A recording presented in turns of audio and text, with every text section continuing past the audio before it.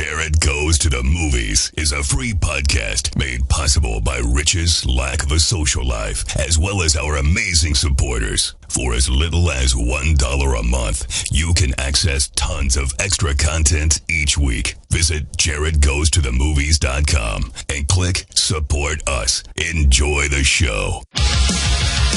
Hello, everybody. I'm Jaret Reddick. And this is a podcast. Jaret Goes to the Movies. Hopefully you have seen or heard one of my many musical endeavors. And if you have, then you know how much I love movies. This is movie commentary with no movie knowledge. This podcast is me and my friend Rich talking about movies that we like. But my name's on it because I'm famous. This is Jaret Goes to the Movies. Still. Okay, we're starting now. Are you watching closely? Every magic trick consists of 3 parts, or acts. The first part is called the pledge. The magician shows you something ordinary, a deck of cards, a bird, or a man. He shows you this object. Perhaps he asks you to inspect it, to see that it is indeed real, unaltered, normal. But of course, it probably isn't. The second act is called the turn. The magician takes the ordinary something and makes it do something extraordinary. Now, you're looking for the secret, but you won't find it. Because, of course, you're not really looking. You don't really want to know. You want to be fooled. But you wouldn't clap yet, because making something disappear isn't enough. You have to bring it back. That's why every magic trick has a third act. The hardest part. The part we call the prestige. Greetings, everybody. My name is Jaret. This is a podcast called Jaret Goes to the Movies. Damn it, why do I always stumble on that? Jaret Goes to the Movies. I get to talking real fast. It's like these morning DJs, I tell you, that I have to listen to because of my kids all the time. And they try to talk so fast because I guess they're trying to keep everybody awake while they're driving or some shit. Yeah. And you're also not drinking. Well, that could be, actually. We've discussed that before, too. So it could be either way. With me, as always, is Rich. Well, I like you more than a friend. Thanks, bud. You're doing it, too. See, we should have drank. My lovely wife, Casey, is here. Hello. Nailed it. And thank you. Yes, more than once. And, of course, Kiddy Corner Rich. No. Kiddy Corner Wil. Start over. Hey, good morning. Jesus Christ. I'm getting the fuck out of here. Good morning, Dallas. Good. It's got the laugh and everything. Whose birthdays are coming up today? Today we're talking about the movie The Prestige, a fun motion picture set in the 1980s. Anyway, it's the holidays. It's the holiday season. This week was Thanksgiving. Casey and I had a house full of people, and so here's what we have left over: a shitload of food that nobody ate, that we're not going to eat, right? And a fuckload of blankets to fold. So I'm bringing food home with me? You can totally take food home. Oh, I already have food. Damn it. We have lasagna, and that would be amazing. It was really good. It was really good. I got to do my thing. You got to do your thing. That's what I'm saying. I gave up food today. I also got a trainer coming, a nutritionist coming Wednesday, and a trainer coming Thursday. Jesus Christ. With all of this, you have to succeed. Otherwise, you're fucked. I know. And then I got Kevin, who's training me online. Right. Yep. So I've got all the bases covered. Yeah, Kevin. So if I'm not skinny in 6 months, I deserve to just kick myself in the butt. Yeah, or maybe you're just settled in on who you are, and we love you no matter what. Thanks. Or not. Absolutely. Yeah, probably. Yeah. You know that's not true if I'm saying it. I want to thank our executive producers before we carry on. David Murray, Ashley C., Sheila Ray Wonder, Wendy Croft, David Dooley, Diane Small, Big Chris Whitehead, Lucy Murray, Chris Holt, Rodden James, Eddie Weiss, Colin Blow Band, and Lisa Wenzel. Thank you, guys. These are our $50. Are they $50 or $20? I don't know. They give us money. And those are $20 or higher. $20 or higher. If you'd like to be a member of the winning team, just go to jaretgoestothemovies.com and click on support us. Anyway, I hope you guys had a happy Thanksgiving. We did. I mean, it was cool. I spent it with my parents, so I enjoyed it. Yeah? But it wasn't the best Thanksgiving ever. We did the thing where we ate Thanksgiving at like 1 o'clock, 2 o'clock, something like that. And that was it. Like, me and Casey were done. I mean, I don't think we even fed the kids again because it's just like you just ate so fucking much food. Mm-hmm. But my parents, at least my mom, I think thought we were going to have like a second meal or whatever. Oh, really? So she had like shit to make more shit, and my brother was coming that night, and then my brother got here and didn't want to eat, and like my brother's in-laws got here and didn't want to eat, and my mom was completely confused. She just like, I didn't know we wasn't having supper. Anyway, so, and then we had a nice multi-family get-together on Friday. First, we went to Casey's mom's. My parents and us went to Casey's mom's for Thanksgiving on Thanksgiving, and then Friday we had a lovely time with just some friends that didn't have other places to go and extended family and stuff. And then my brother stayed in town all weekend, and so we really laid low on Saturday. Yesterday we went to Top Golf, and it's been a full freaking week. So I'm glad to be back at it, though. It's going to be a nice start to the week to jump into being back on Jaret Goes to the Movies and getting a podcast done, and looking forward to next week where we'll be doing Die Hard. Die Hard. Which Christmas movie. Yeah, many people think is the greatest Christmas movie of all time. That is true. Did you have a nice Thanksgiving? You helped your parents move. Yeah. I mean, it was nice because I was hanging out with them, but yeah, it sucked balls because I was moving boxes all day. Right, and then you had a lovely meal, home cooked from, what's the place called? Boston Market. You got to Boston Market late. We got to Boston Market late. We called to see when they were closing. My mom was like, we need to get there probably before they, run out of stuff. And I'm thinking, it's fucking Boston Market. They never run out of stuff. Right. That doesn't happen at Boston Market, Mom. I don't think you know what you're talking about. Well, they ran out of it. They ran out, yeah. It was all the turkey stuff, and they were and it looked horrible. Like, it was, all those people were ready to go home. Oh, they were done. They were just like, what do you want?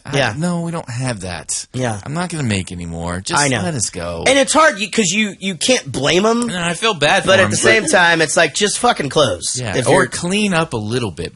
Right. Because it was just a mess. The whole place was I had disaster. to go to Kroger on Thanksgiving Day.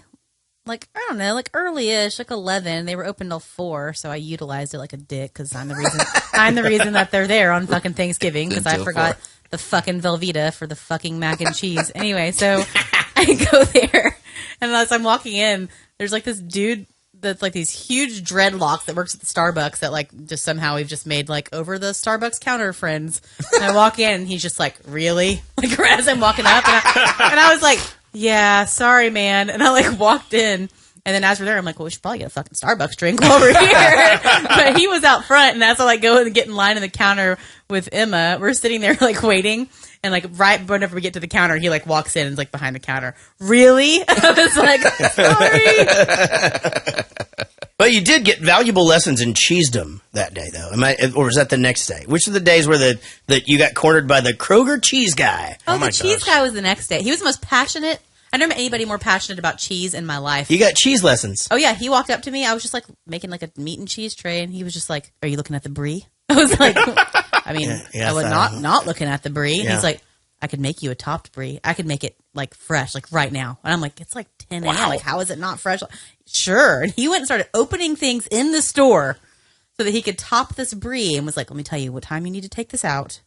Do you have a brie knife? I want to make sure you have the right knife. I'm like, I've got the fucking knife. Now we have a set of goddamn brie knives. I had those. I stole those from my mom. Oh, okay. All right. Because, I mean, they came from out of nowhere to me. No, even if I didn't have them, I was like afraid to tell him that I didn't have one because I knew he was going to judge me. What happens if you don't use the right knife on brie? You have to like. Does it explode? No, people it doesn't just cut breathe. into it and it doesn't cut pretty. Oh, yeah. He didn't want me hacking into it. That's he didn't want you hacking the brie. He literally said hacking into it. Kroger cheese guys attacked me before, too. They must not sell much cheese because they're desperate to I sell don't know. cheese. I think they sell some fucking cheese. That's why they're there. I mean, there's a lot of cheese I up in thought the he was Kroger. nice. I was trying to remember his name so I could England. leave him a nice cheese review. It's Englandy. It's fucking cheese. And it stinks right there. Like, But it's good cheese. Yes, they got some good ass cheese.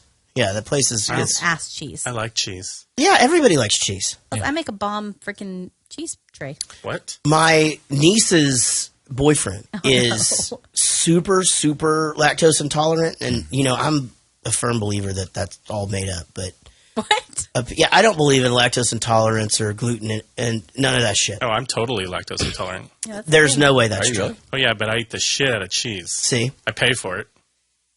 Anyway, this guy, like, had You're a... going to follow that up with he's anything? Like this some kid's kind of... severely allergic to dairy.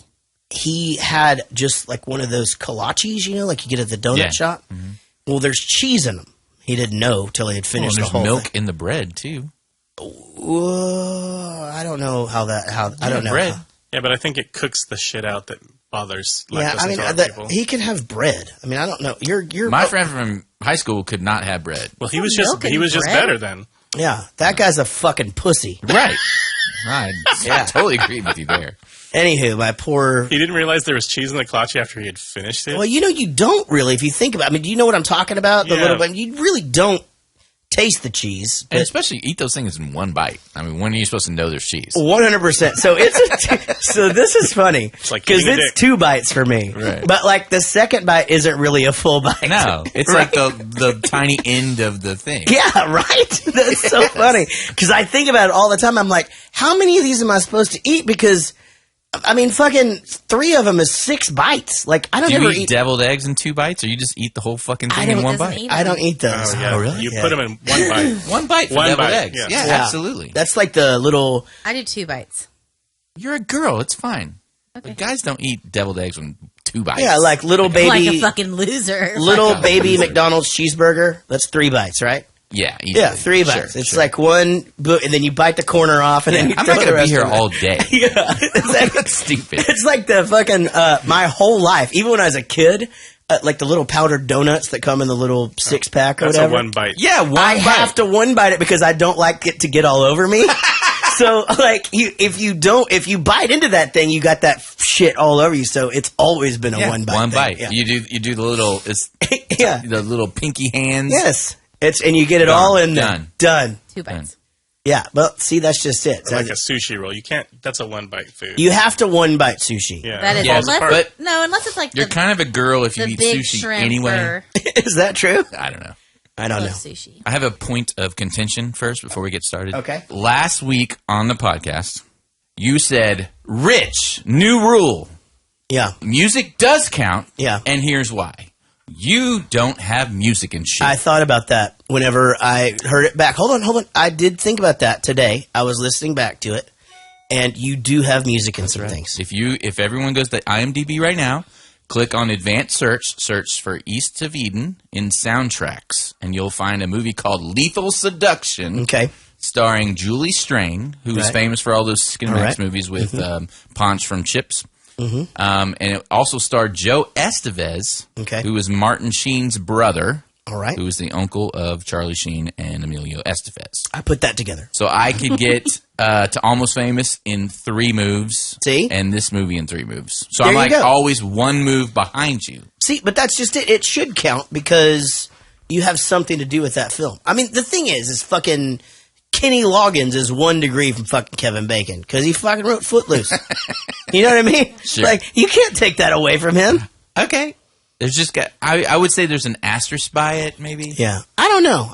Maybe the audience Is should it vote. asterisk or is it asterisk? Is it asterisks? I think everybody just mumbles the end Yeah, of I it. think they do, right? Yeah. Asterisk. Asterisk. I think I used to say asterisk, and now I say asterisk. Yeah. I But- say it both. It depends on if I'm trying to be right or not. Right. Asterisk sounds like a fucking sex move. Yeah. Asterisk. Maybe like it a, is. Like We a should- porn star. I've never Asterisk. tried that. We can make it. On stage next, asterisk. Coming up next, we've got semicolon. No, that doesn't work. No, it doesn't work as well. See, it's always got to be a car, you know. Coming Lexus. Asterisk.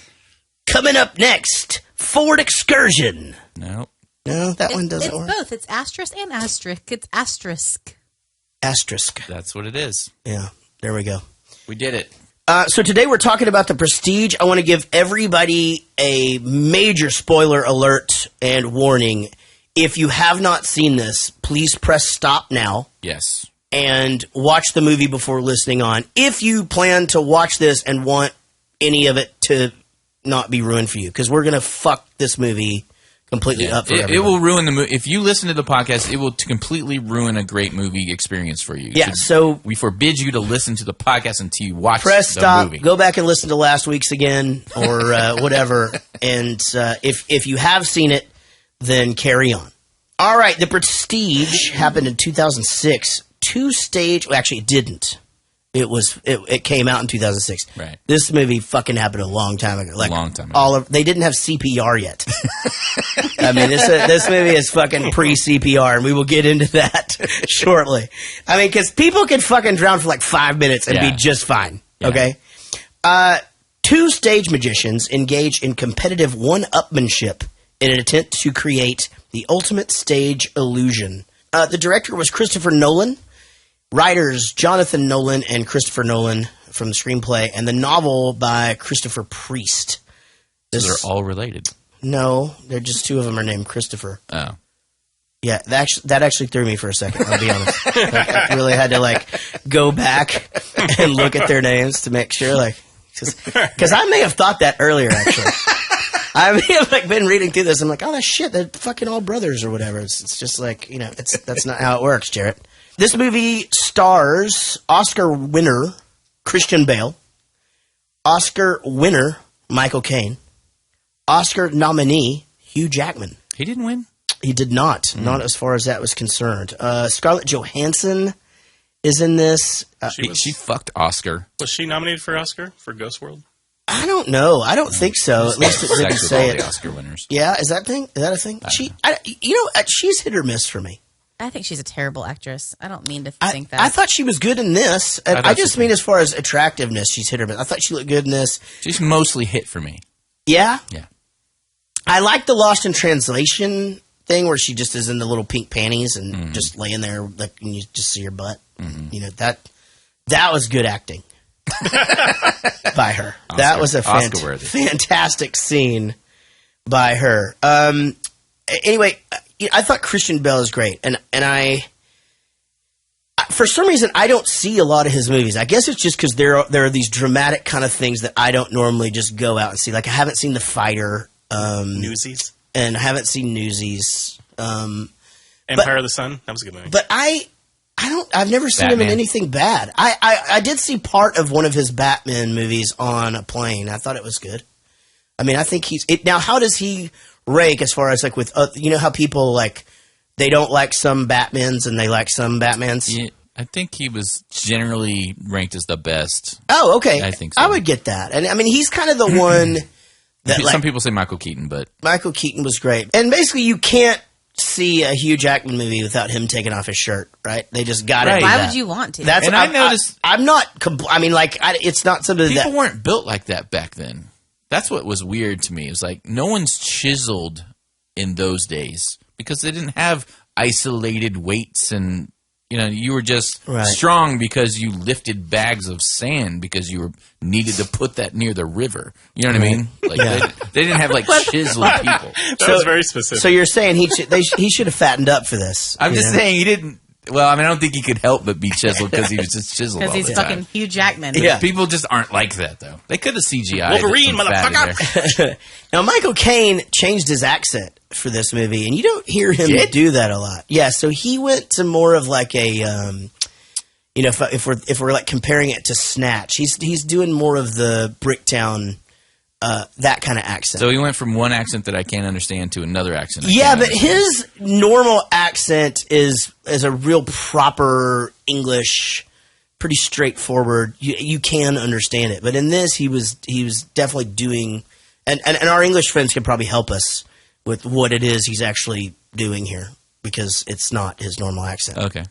But even when you were playing that thing earlier, it takes me a minute to latch on to what he's talking about because it doesn't sound like Michael Caine to me. Yeah, it was hard to understand. I turned the subtitles on. So I did too. So I wanted to point that out. Oh, you're welcome. Genius Rich, by the way. You're so right. I mean, it worked perfect. Right. It really did. I thought it might take away from me seeing certain things because I'd just be reading the whole time, but I used it when I needed it. I had a hard time with Christian Bale's accent too. Yeah, and he is English. Right. Is he Australian? I don't know. I think he's English, but Welsh or something. But he was definitely doing a different accent than is his as well. Yeah. But yeah, the subtitles worked awesome. Great. Worked great. I mean, especially when they were whispering. Like I didn't. Right. I really. That's a great trick. So if you are listening to this, it's proven now. You just turn the damn subtitles on, and you can get through anything. Yeah. It's fucking awesome. Now we do have to go back and clarify whether they put some shit on there for unsnatch when Brad Pitt's talking. Yeah. Also in this movie from Dallas, Piper Perabo. Pirabo. Is that what it is? Pirabo? Yeah. What part was she in? I don't remember what she did. She's the first lady. She's the wife. Oh, the wife. Yeah. Yeah, that drowns or whatever. Right. And then Rebecca Hall, who, I don't know, oddly attractive a couple of scenes, but like if you see her outside of this movie, she was in The Town. Did you see The Town? No, but I read over the stuff that she's in, and I am very oddly super attracted to her. I think everybody I've mentioned so far now has found their way into the Marvel Comics world in some capacity. Yeah, right. Which she was in Iron Man. Yeah, and then and as you know, all the other ones have done it as well. So right when David Bowie walks onto screen, I'm just like, holy shit, it's fucking David Bowie. Casey's like, really? And he was great. That was the best part for me. He did David Bowie. Did it surprise you? Really? Did you know it was coming? No. And I had no idea that he was in it, and I definitely didn't know that he would be playing like someone of like Eastern European. Right. I mean, I don't know if it was German or if it was supposed to be more. Yeah, I think he's German, right? Tesla? Or is he? I'm not sure. Yeah, I think he's German. Nikolai? Maybe he's Russian. I don't know. I don't think it's that because it wasn't thick enough for that, but it seemed very Eastern European. But he initially declined this role, and Christopher Nolan flew out to see him and basically was like, "You're the only person I can see playing this part. You have to do it." And he basically changed his mind. And I totally agree. I mean, David Bowie can very seldom do anything where you don't the whole time look at him going, oh, it's David Bowie. Right. So this, I would forget every once in a while. In fact, I second guess myself after the first 5-10 minutes he's on. I'm just like, maybe that's not him.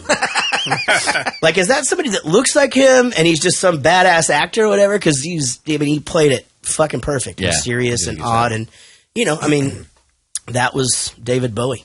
Would you please describe your occupation to the jury, Mr. Cutter? I'm an engineer. I design illusions and construct the apparatus necessary for performing them. So, Mr. Cutter, was this water-filled tank beneath the stage part of Mr. Angier's illusion? No. It was the tank was brought on for the first trick and then taken off stage. Borden must have placed it under the trapdoor after the interval. How large was this tank? Well, it's a normal tank for escape underwater, about 400 or 500 gallons. How do you think Mr. Borden was able to move the tank under the trapdoor without anyone noticing? He's a magician. Ask him. Yeah, that's fucking perfect answer. Yeah, it's funny in this court that they actually give a shit that to keep these secrets and whatnot. It's like fuck it. You're in court. Yeah. How'd you do this? I just thought the movie was so brilliant in the way they revealed that, like, they had 3 separate timelines. And so as they're revealing everything, they don't want to give the ending away, so they're doing these 3 separate timelines so you get all the information, some new or some older, that kind of thing, right when you really need it. So you've got the courtroom, you've got him going to prison, that sort of timeline. Yeah. He's reading that diary. Right. And then you've got the going to America, that timeline. And then you've got all the flashbacks of how we got up to all this point. I just thought that whole storytelling device was brilliant. Yeah, it was really good. It took a bit, though. This is definitely one of those where the first 15 minutes... You're confused as shit. Oh, you're just like, how the fuck am I going to keep all this straight? Right. It's kind of like trying to start watching Game of Thrones. Right. It's like, there's no fucking way I can remember all this. And they do, it does start to make sense. But, 3/4 of the way through, I still didn't quite have a grasp on the timelines and stuff. Right. And, but those movies, Pulp Fiction's a great example. I mean, you're rewarded for staying the whole time, at the end. And it actually makes for a better experience when you're watching it back again. Yeah. So for rewatching, it's awesome. Yeah, because it's funny because they give you a few things at the end of shit. There were clues. All they were throughout. at the very beginning. I mean, they've got the hats and the cats. Mm-hmm. Right, and you didn't think about that again until they showed them. Right. Well, there's the two birds, and we'll get to that scene in a minute. Yeah. But where he asks, where's his brother? Oh, so they're leading. They're hinting at the whole idea that there's two, that they're twins. I didn't even think about that whole trick. Yeah, is a metaphor for what Christian Bale and really, well, actually, the Hugh Jackman was doing. So the dying bird, with they were just you blew my mind just now. Holy shit, I didn't even think about that. Yeah, that is oh my god. It's funny you say that because the bird thing, and when he first meets his wife and he appears in the apartment with her, that's when I knew exactly what was happening. That's when I knew that's what that was. You knew what that he had a brother? Yep. So when I saw him do that trick, I'm like, okay. Because he even acts a little different. Yeah. And also with the hats and the cats. Yeah, you knew the brother, but you didn't. When I saw the hats and the cats, I immediately knew how it was going to end. I had a problem with this movie. I didn't like it because it was. You guessed the whole thing? Yes, it came to me way too easy because I went to Simone. I went not to jump ahead, but I'm like, okay, this can go a supernatural way or not a supernatural way. If it's a supernatural thing, this is what's happening. Right. And then that's what happened. And that's awesome. Well, and then I was disappointed because I'm like, I didn't want it to be supernatural. Right. That's what I didn't like about the movie. It was all practical, and then they had this magic thing, like a real magic thing happen at the end, and I was like, crap.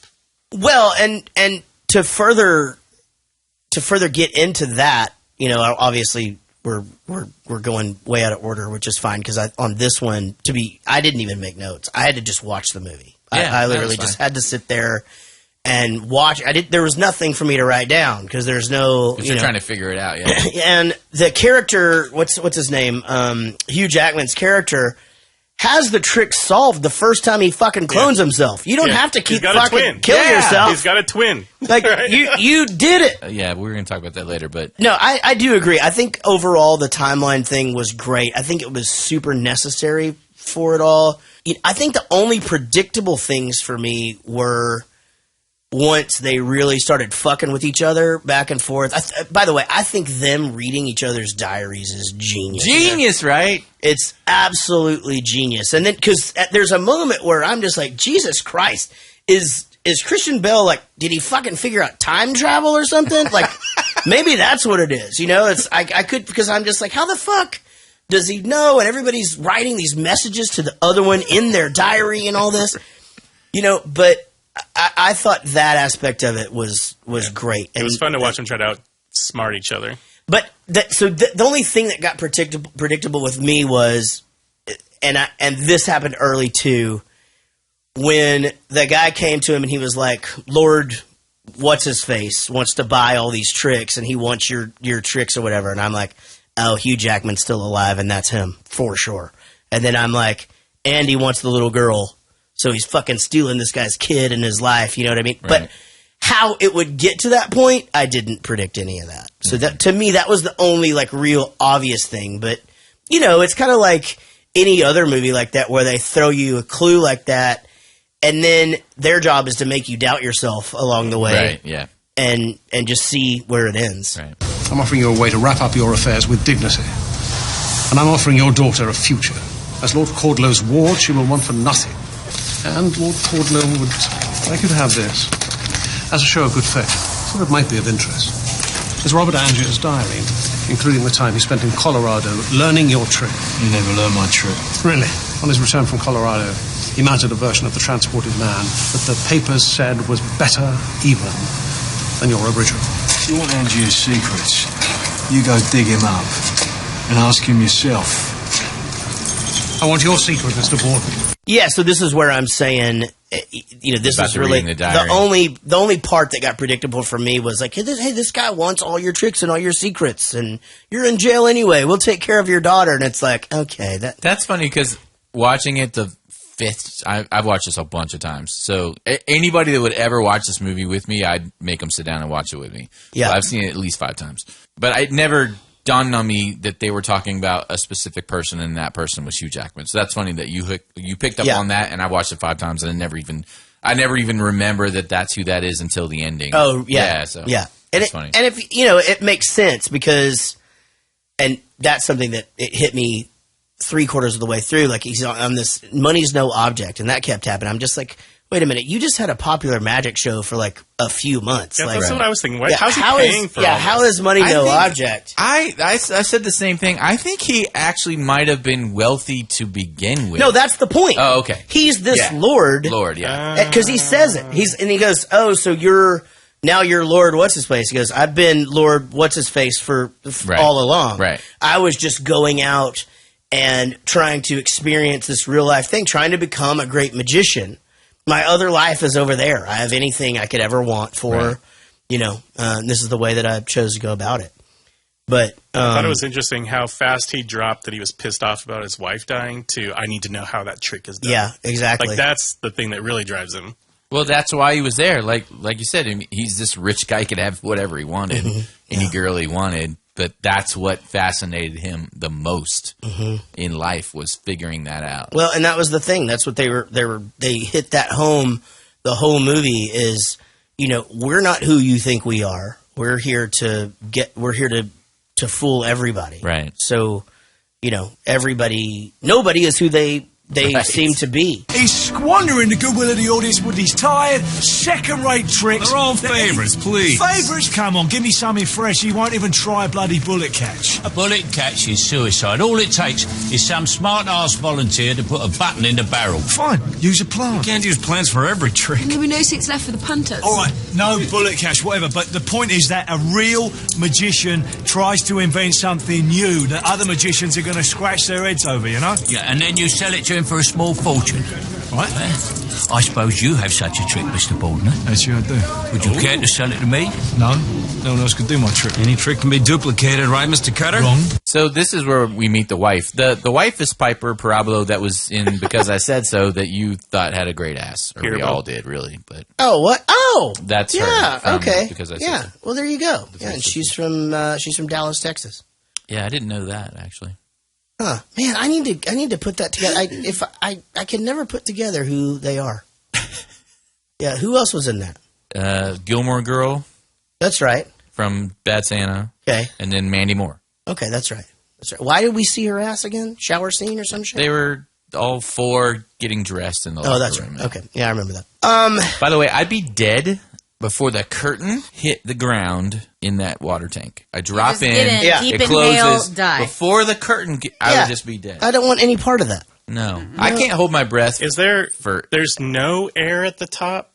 There's no air at the top. Not the way that they showed this, no. I guess seems like there'd be a little bit of air at the top. Well, there was, and then she jumps in, and I imagine physics raises it, right? That's right. You got to think. Yeah. Fucking science. Damn it. Fucking science. Science. Okay. I do think that Christian Bale and Hugh Jackman have great chemistry together. Yeah, they do not like each other. In real life? No, in this movie. Oh, okay. Yeah, From the get-go. Definitely not. Yeah. But, yeah, I agree. I think they definitely have...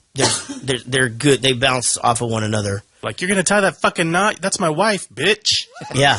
That's exactly how it happened. Yeah. Don't tie that fucking knot.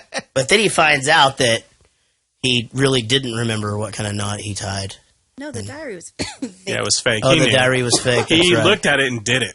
He tied the fucking wrong knot. So this is where we meet we see the Chinese guy with the fishbowl. Right. So this character was based on a real guy. And the guy's name was Chung Ling So. And he was a stage character created by a Caucasian American man named William Ellsworth Robinson. Sounds racist. So he would disguise himself as a Chinese man to cash in on audiences' enthusiasm for the exotic. Mm-hmm. And he lived as Chung. He never broke character in public. Wow. And he died in March 1918, which is significant to this last clip that we just heard, when a bullet catch trick went wrong. Oh, wow. The last words were, "My God, I've been shot." They were both his last words and the first words he had ever spoken in English on stage in 19 years. Oh, wow. Yeah. So, this was based on a real character because this guy lived as this dude. And so they pointed it out. His name is Chung Ling So. I just want to know if he looked like convincing or like the freaking Mickey Rooney character in Breakfast at Tiffany's. Right. You know? Well, it's interesting that they point this guy out. On the stairwell. Yeah. It's the worst. It's interesting that they point this guy out because this was the whole point. Like, this guy never breaks character, and they know it. This was another clue that we should have tapped in on. That he was living something that he wasn't showing in public was going on, which is the twin brother. But exactly. You're living all these clues. I just really, you didn't like this movie, or is it just? I thought it was beautifully shot. I thought the story was cool. It just frustrated me how it ended. I didn't like the ending. Okay. I loved it. The only thing about the ending I didn't like was the fire. I don't know where the fucking fire Well, the thing that I didn't like, I didn't want to jump to the end, but the thing I didn't like about the end is all the fucking tanks of dead bodies. It's like, how many fucking tanks are you going to buy and no one's going to stumble across this? They have blind workers. Yeah, no one goes in there. Yeah, that's a good it's point. Like, burn the body and reuse the tank. Yeah, recycle the fucking tank, exactly. Shoot. No, it's killed him.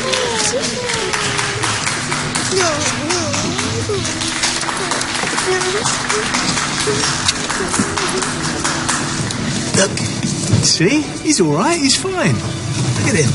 But where's his brother? Where is his brother? He's a sharp lead, your son. He's my nephew.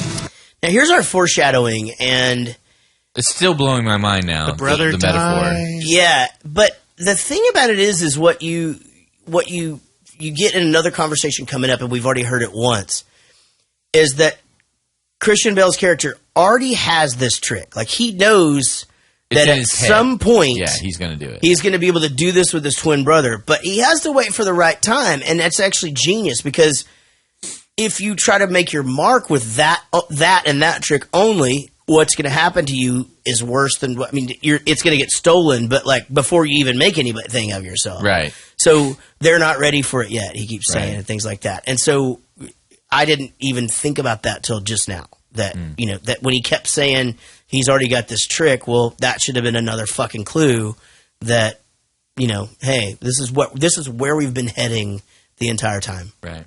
So do they still do this trick with the bird smashing? That had to be real at some point. Only at PETA conventions.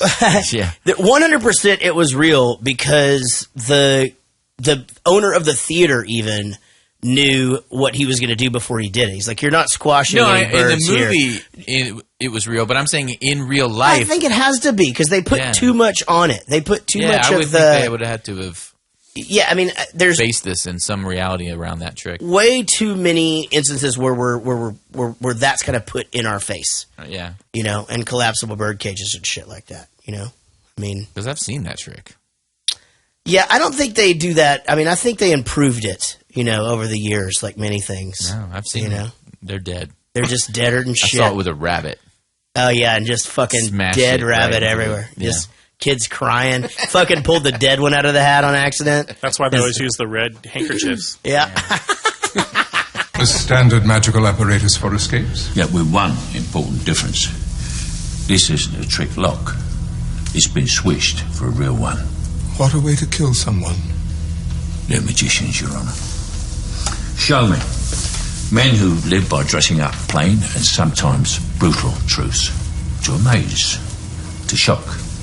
Even without an audience? There was an audience. You see, this water tank was of particular significance to these two men. Particularly awful significance.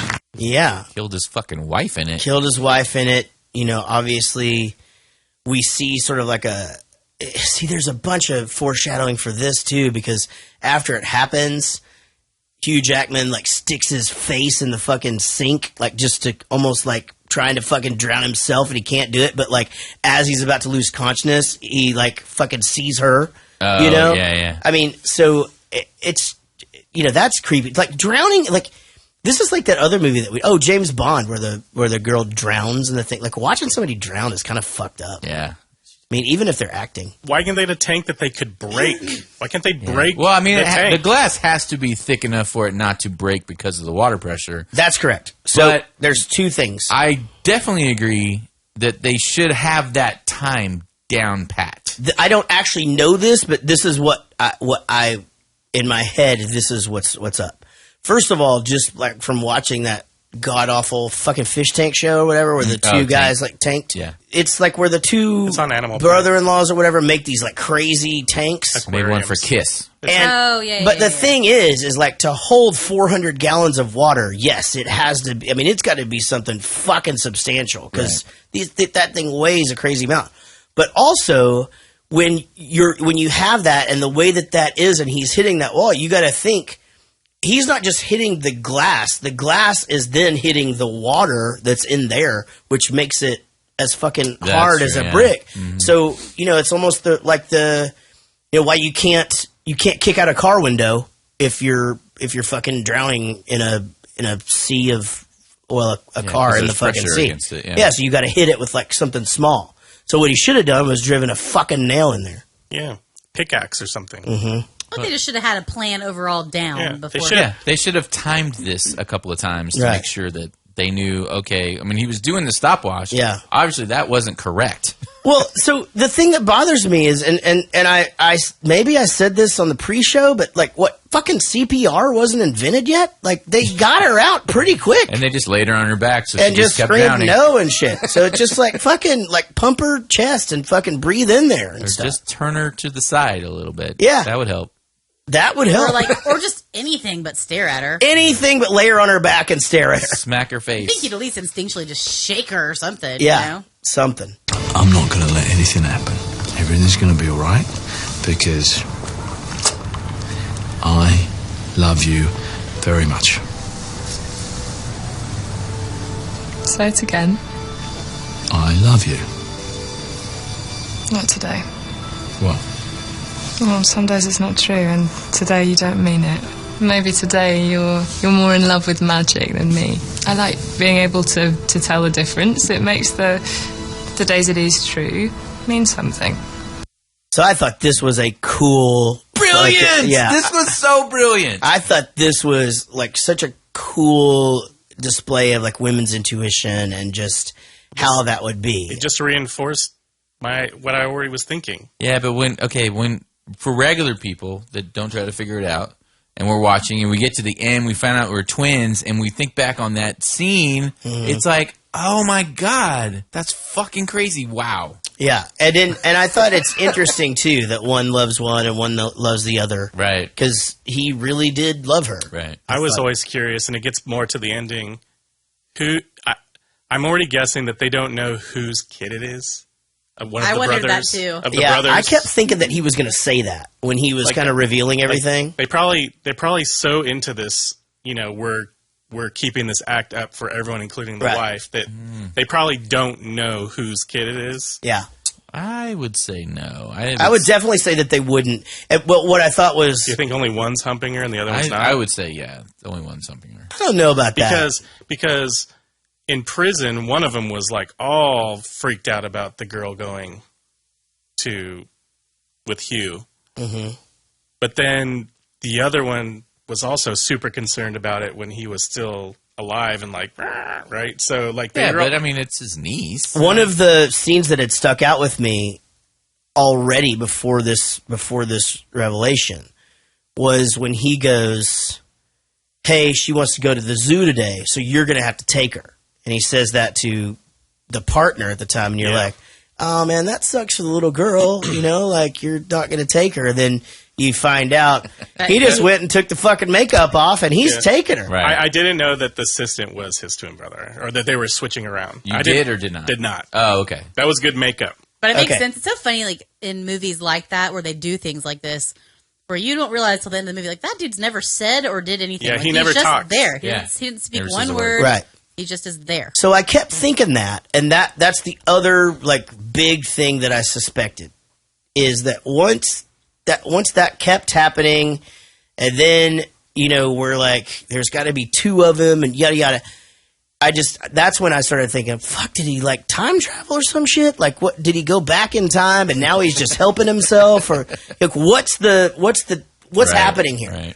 And so I did suspect that was him, but the makeup was such that, I second guessed it quite a bit. There she is. Hello. This time we have Ashley calling us, so we didn't even have to do the thing.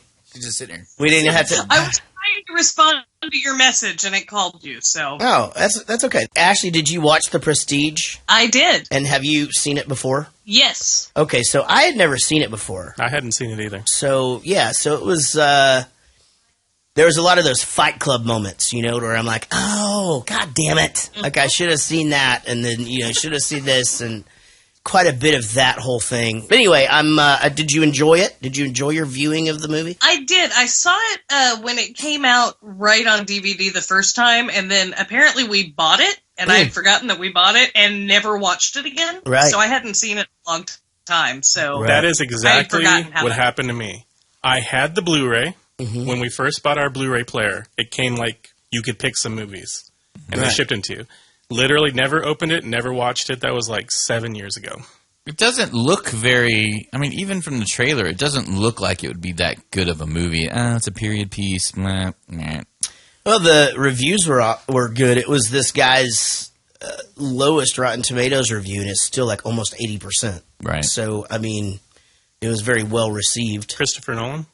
Yes. Yeah. Apparently he's never done a bad movie. All right, we got to do a thing called 5 questions where we ask you 6 questions. So hold on just 1 second. And random question time. All right, Ashley C. is on with us here on the Jaret Goes to the Movies podcast, and she is a longtime supporter and and contributor to the program.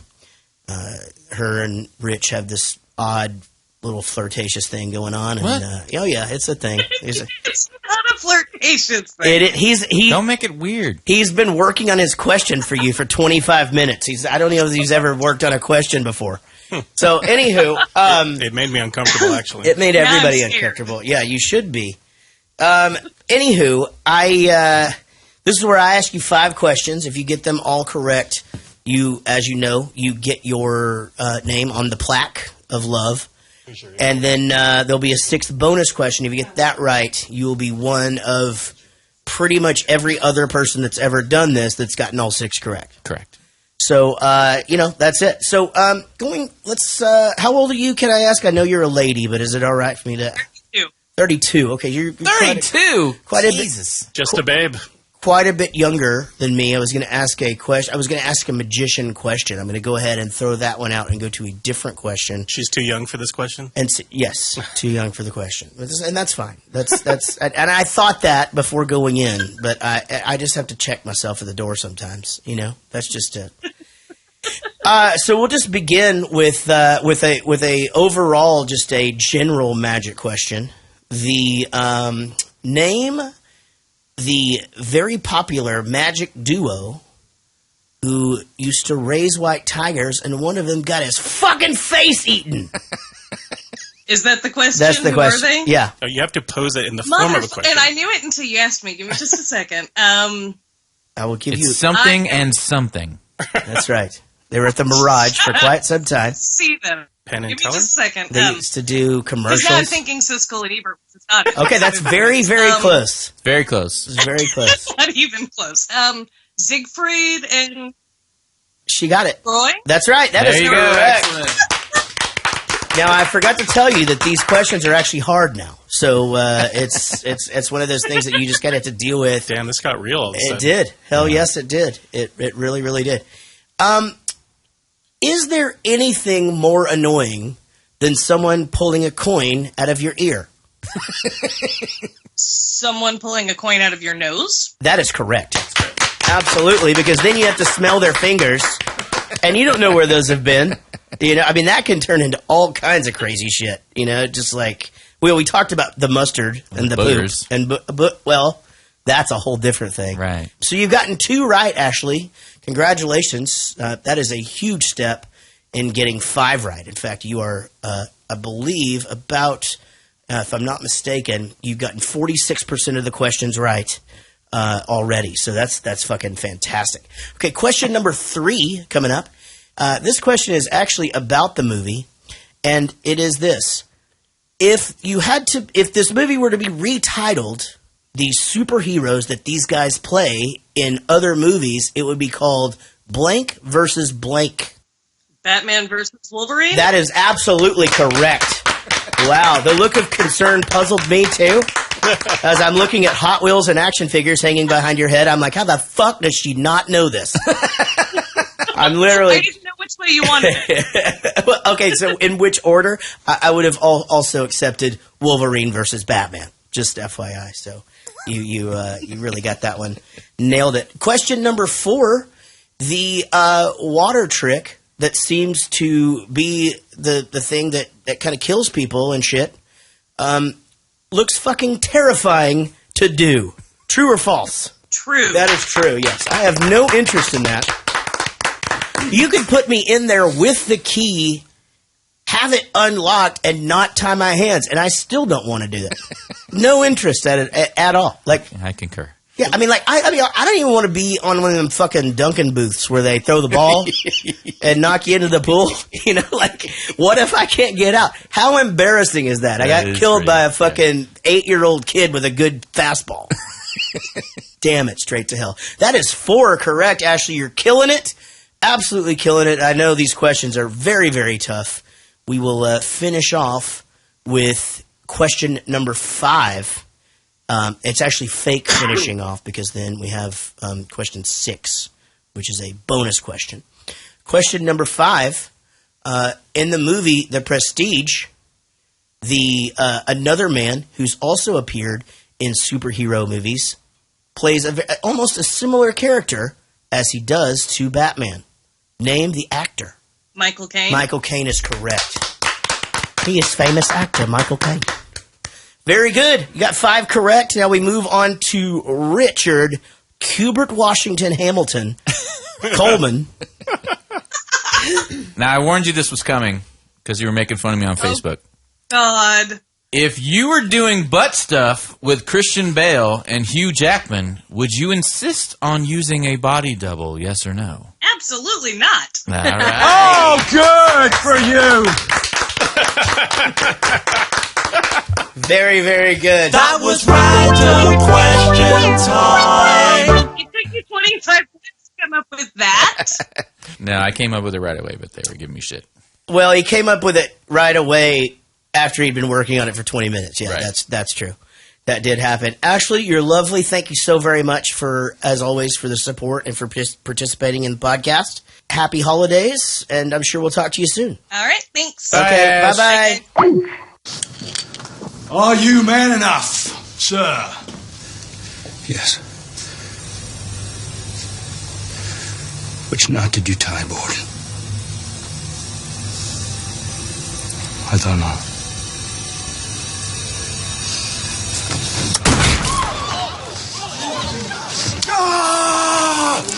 Thus begins the trail of fuckery.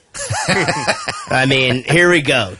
Them just fucking each other over nonstop.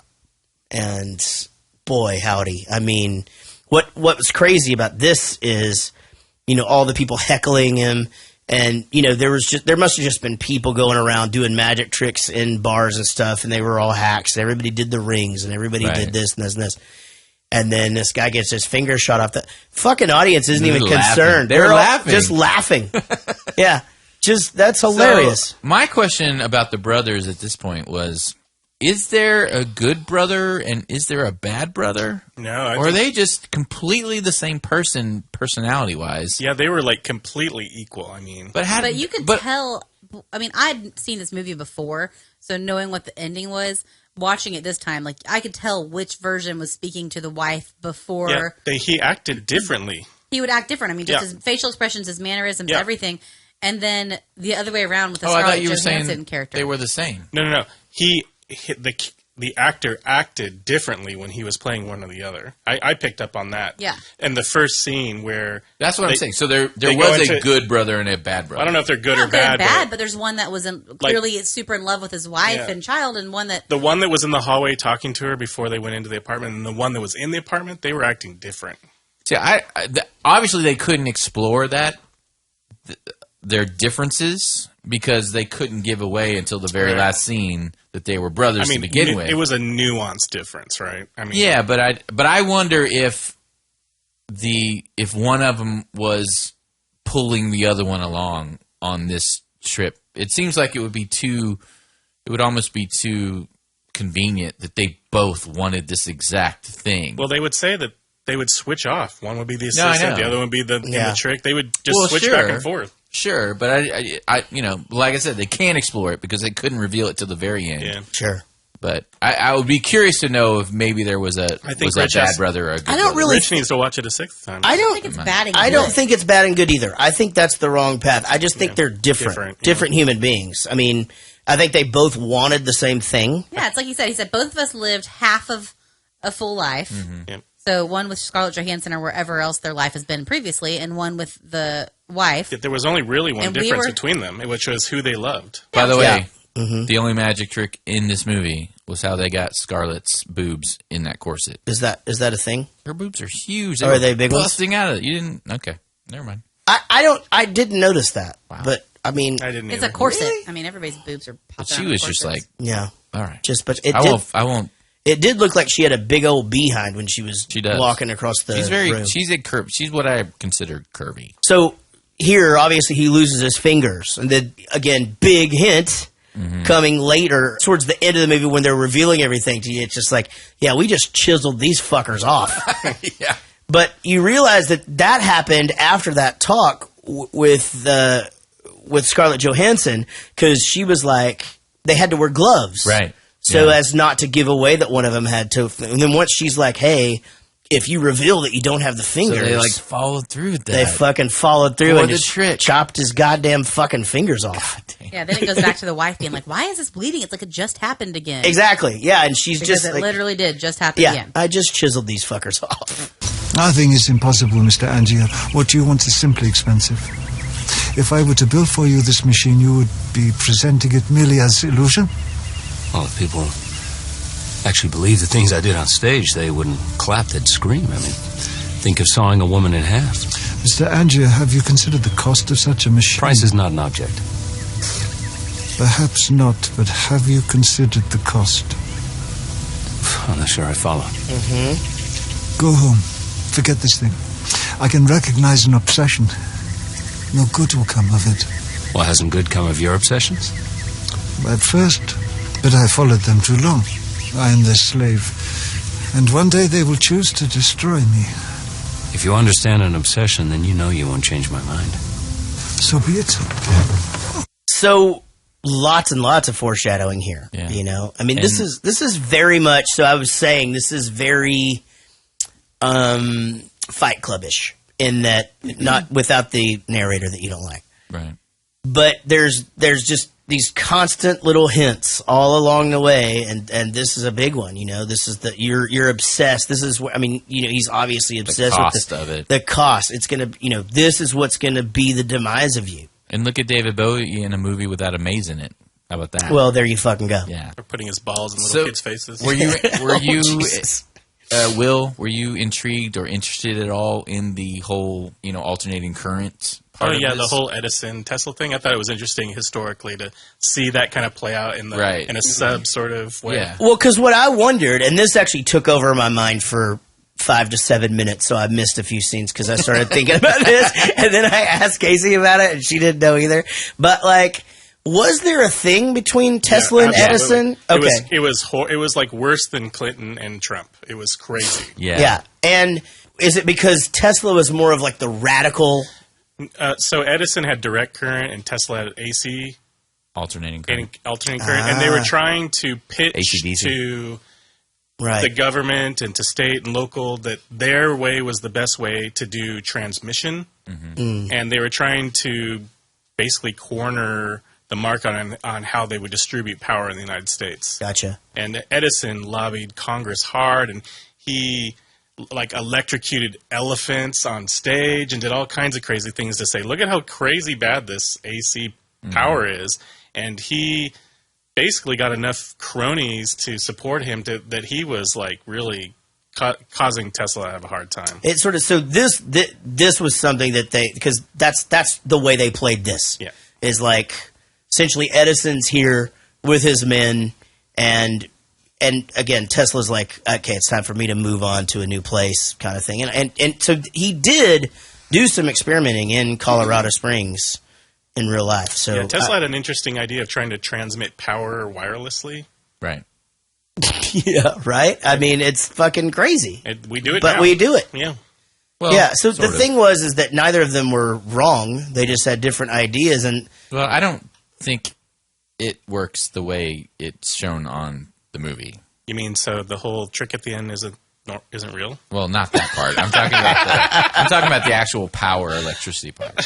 So we use AC in power lines. Mm-hmm. So it actually goes across the line. It doesn't just go through the air. The problem with the AC wirelessly is it just goes everywhere. So the same amount of DC current that's wired into your radio sitting across the room, you would have to have 100 times as much electricity to power it from AC wirelessly across the room. Yeah, gotcha. Because it just goes out all over the place, and and then you got to think about cancer and stuff like that. We use AC because it can be distributed long distances with less energy. To do DC long distance, you have to really push a lot through that wire. So it goes AC through the power lines, and then it hits a hub that turns to DC and comes into your house. Right. So both of them contributed quite a bit to the way that our homes are lit up now, and really cool. Yeah, I thought that there may be some historicness to that. That part was cool. Super cool. Yeah. Plus David Bowie fucking rocks. Yeah. Fuck it. He had a new trick. Was it good?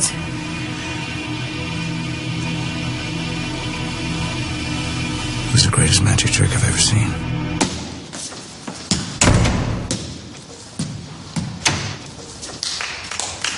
Did they applaud when you saw it? The trick was too good. It was too simple. The audience hardly had time to see it. He's a dreadful magician. No, he's a wonderful magician. He's a dreadful showman. He doesn't know how to dress it up, how to sell the trick. How does he do it? So in this, I wonder if one of the twin brothers was actually a better showman as well. I mean, you kind of. I wonder if that came into the thing. Well, I thought this scene in particular was really cool because of the way they, it's that little music, and then he's like, "It was the greatest trick I've ever seen." Yeah, and he just drops the ball, goes into the closet, the ball bounces over to the other door, and then they cut it. They don't show him coming out. I thought it was neat that they didn't show the trick. Yeah, they didn't you're like, show the trick. What is amazing about this trick? Because I didn't see it. And then they went on to describe it later. The directing was fucking insane. Yeah, Christopher Nolan is very good. He's good. Was this trick better than the David Copperfield disappearing the Statue of Liberty? Yes, it was. Or was that the greatest trick? Yeah, because I was standing in the corner and I didn't see the Statue of Liberty disappear at all. Yeah, from my perspective. Really? No, it's a stupid trick. It's dumb. All that stuff is stupid. He's like making the ship disappear and stuff. Did he make the Queen Mary disappear too? Yeah, something like that. I don't know. I mean, you're on TV. Everyone stand right here. Here's my video editor. Right. It's no one come over. No one come over here. Yeah, give me a break. Silly. Yeah, fuck them. It's like David Billing floating. It's Really stupid. did. Stand right here. He made the Grand Canyon disappear, didn't he? No, that was Evel Knievel Jump. Oh, that's yeah. That was completely different guy. The manager says he's never seen a reaction like it. Well, at least he got to see it. I spent the ovation hiding under the stage. No one cares about the man who disappears, the man who goes into the box. They care about the one who comes out the other side. I care about the man in the box. Thank you. No, maybe we could switch before the trick. That way I can be the prestige and Root ends up below stage. No, the anticipation of the trick is everything. We need your showmanship to build up the suspense. Once Root opens his mouth, it's over. He can't introduce his trick. Of course I can. The great Danton. Root, you bloody fool. Get out of that wardrobe and makeup. Anyone could walk in here at any minute. Yeah, so here's where we hit, nobody cares about the guy in the box. Right. You put your dick in the box. So, Danton. Right. Let's talk about Danton. Yes. This was Hugh Jackman, right? Yeah. Hugh Jackman, and he used the name because this is what his wife had thought of. I did the same thing that you did with Christian Bale dressed up as the other guy. Like, I was like, oh, that's obviously Hugh Jackman. And then a couple times ago, yeah, wait, is that really Hugh him? Jackman? Yeah, he did play that really well. Because to play Root? They put a hump on his nose. Yeah. His cheeks were a little Yeah, they different gave too. him some dental implants. Yeah, and he even spoke oddly. Yeah, for sure. He looked probably that's part of it. just different enough for you're like, Yeah, every once in a while, like certain angles, you'd be like, no, and then other ones you'd be like, what? Yeah, maybe so. If he would have taken his shirt off, we would have known. That's true. Then we Let's would've just or definitely he popped his claws. Yeah. one of the... I know Christian Bale at one point says, like, yeah, I know, you do the same thing, only the guy is overweight and super drunk. And I'm like, was he overweight? Because he looked like fucking Hugh Jackman. Yeah, right. Yeah. Yeah, he had an extra 10 pounds on him. He's overweight. Probably improv that as just being a fucking dig at Hugh Jackman's physique. Fatty. You know? Yeah. Have another one, fatty. Not even going to be able to fit through the door pretty soon. So the whole comment that you talked about, the man under the stage, that I think that was them building upon that feeling that he just hated, was the way that they sort of kind of got away with him killing, someone every single time. The point of the whole movie is, he sums it up as he's dying at the end. I'm certain that we'll hear that. He needed to see the look on their faces. Yeah. He needed that. And without that, there's no point. Right. So at this point, to him, they haven't figured out the trick yet. Because he's not up there. Right. Seeing everybody, Yeah. So, I mean, and I get it, Remember that Blues Traveler video where they play behind the stage and they got, like, the good-looking dudes up in front of the stage, whatever? Yeah. I mean, they're fucking cloning cats left and right. They can't get, like, a backstage screen or something. I mean, they fucking see what's going on up front. And fucking hats. A lot of hats. A lot of hats. If it fucking snows there, it's going to be a fucking army of Frosty the Snowman. Oh, God. There's no pipes. Doesn't matter. The pipes. It's the goddamn hat. It goes on him. Happy birthday. There's just going to be like fucking so many happy birthdays. Right. Speaking of hats, so he's throwing the hats over the two doors. And then he walks out the other door and catches it. Yeah. That seems super error prone. Like that can't go well every single time. It's like people that are really good with cards and they throw them. They practice the shit out of that. Yeah, very true. There's also, cloning going on. That's true. Well, not yet. Not at this point. I thought at the end when Jaret's like, why are there more fires? I'm like, why does he have fucking clones everywhere? Yeah. I don't know. Where the fuck did these fires start? This little fires. That's not practical. Everywhere. What was in my secret for? His trick is top notch. He vanishes and then he reappears instantly. On the other side of the stage, mute, overweight, and unless I'm mistaken, very drunk. It's astonishing. How does he do it? And tell me, Olivia, does he enjoy taking his bows under the stage? No, it's killing him. He's obsessed with discovering your methods.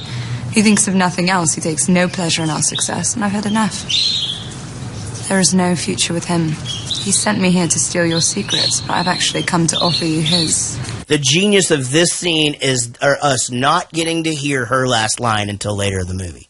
When they have to replay this conversation. They play the That's end of the it. whole genius, because at this point, you could go either way. Like, is she You're still questioning playing? her loyalty for a long time. Well, yeah, no, because what she says at the end is, she says, he's basically throwing me to you, just like I was like a stagehand or something, so I fucking hate him. No, yeah, it was but then, smart the way they did it, because, I mean, up until she handed him the journal, I mean, you still think, okay, she's openly admitted that she's in love with Christian Bale's character, but she still has a lot of loyalty to Hugh Jackman, and that's because I didn't question for a second that she gave him the book. Right, she was in love with Christian Bale. It was a fake book. But that's just it. Yeah, that's Christian. You just never know, like where her loyalties lied until that very end. Yeah, you didn't know until it was fake until later. Listen, I grew up with a bunch of twin dudes, and we could get them to fucking fist fight anytime. And I can guarantee you one thing. If fucking one of them sent Scarlett Johansson packing, and the other one was supposed to be in there, like, giving her the old magic trick up the old magic highway, they would fucking beat the shit out of each other. That's what would happen. Yeah. So, but no black eyes or nothing here. You know, I feel like there's a rabbit in a top hat joke there somewhere, but I just don't know where it is. I have to think on it. You know, I never thought of this, but I don't think me and my twin could do this trick. I keep forgetting. Yeah, you guys y'all don't look like, right? No, Wichita Falls, you guys are boobs. so bored. You just have to twins. chisel off it's your. Like oh my god! But just with getting twins, brothers to fight was always the easiest, and especially if they were twins. So yeah, we could get twins to fight all the time. Yeah, I mean they're the fucking. It's the easiest baiting of all time because they're always mad at each other. Yeah, it's because from experience, parents try to keep some sort of equilibrium between the siblings that's impossible. Mm-hmm. You can't create just complete parity, equalness between these two people. It's even worse with a boy and girl, right? Yeah. How can we possibly be equal. Are you saying that boys and girls are different? Yeah, women are better. So, yeah, it's really, there's always a tension in many ways. There's always a tension between So you're the like, two. hey, Rick, I bet your brother fucking what's-his-face could kick your ass. And they're like, nuh-uh, and that's how you get it started. Pretty much, yeah. I mean, it could be over something as simple as just like a fucking, like a slingshot thing. And just be like, shoot one of them in the ass with a berry, and then you're just like, and the other one gets pissed off, and then the other one starts taking up for you or whatever, and you just be like, yeah, man, y'all need to just fucking settle this right now. So I'm fucking bow myself out of it. Then twin off fight? they'd go. We could get them fighting all the time. Steven and Andrew Campbell. They're on my Facebook, so maybe they listen to these. Write down your method, Mr. Borden. Describe it in full. I want the whole method, not the keyword. I don't even know if your secret's in your notebook. The key word is the method. Where's Juno? Alive! How fast can you dig? That's fucked up. Yeah, well, the thing was, again, I didn't really understand the passion behind him wanting to get him out of there so bad. It's like, he's freaking the fuck out. Because that's his twin brother buried alive. His trick. Yeah. Yeah, exactly. Yeah, and I'm going to start doing this trick where I bury myself alive every night. And so obviously he gets pissed off and he goes and talks to his double and talks him into fucking up Jackman's stuff. Yes. I didn't understand why that made sense to Root. That's his gravy train. If he screws up his show, then he gets no money. He's showing them that their entire act is based on the fact that he exists. That means he has more bargaining power to ask for more money. But he ruined the show, though. That's what's... Yeah, but he knew that because he's a drunk fuck. Okay. Yeah. I accept that he's a drunk fuck. And he got him hammered. Yeah, they got him on a power trip, and he went for it. Well, he screwed himself because he didn't do the trick anymore after that. Probably fucking caught on fire or was in a tank somewhere, so he's screwed anyway. That was awesome when he comes out of the door and he's like, oh shit, I'm in the wrong theater. Yeah, totally. That was amazing. Yeah. I like that it tied back to that's how he got his cane. Oh, yeah, I didn't even fucking think about that. Yeah. What do you mean tied back into that? Well, in the beginning, he had a cane. Mm-hmm. Oh, you mean because he broke his leg? Because he broke his leg. Now we know why he Coming had down. it. Yeah. Exactly. There's a hole I didn't fill. Yeah, no. I didn't put that together because he was walking around with that big splint thing forever. Yeah. The story is well constructed. It really is. Yeah. I mean, there's a lot of knots. I think there's more connections, too, than you think. I was reading up on that fake Chinese magician thing, and he had a rival magician that worked right down the road, too. Oh, wow. And he was constantly trying to prove that he was...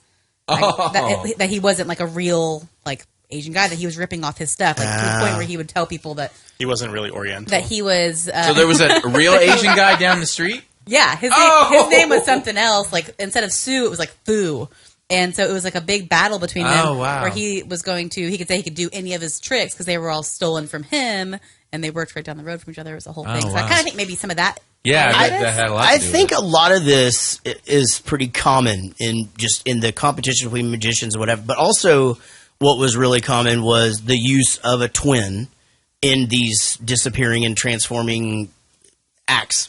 So that's super documented. Like it was very, very popular back then, just to have a twin guy just appear. Yeah, but you could just travel to another country and do that for a while. You don't have to live your whole life with separate fucking wives and shit. It doesn't make any sense. It doesn't always work out. Fucking Gallagher did it, and his fucking brother stole his whole goddamn act. Are you serious? Yeah, that's a true story. What? Yeah, Gallagher had a brother that looked exactly like him, and he used to have him come out and do various things on the stage and it would freak people out because it looked like he was in two places that he couldn't be.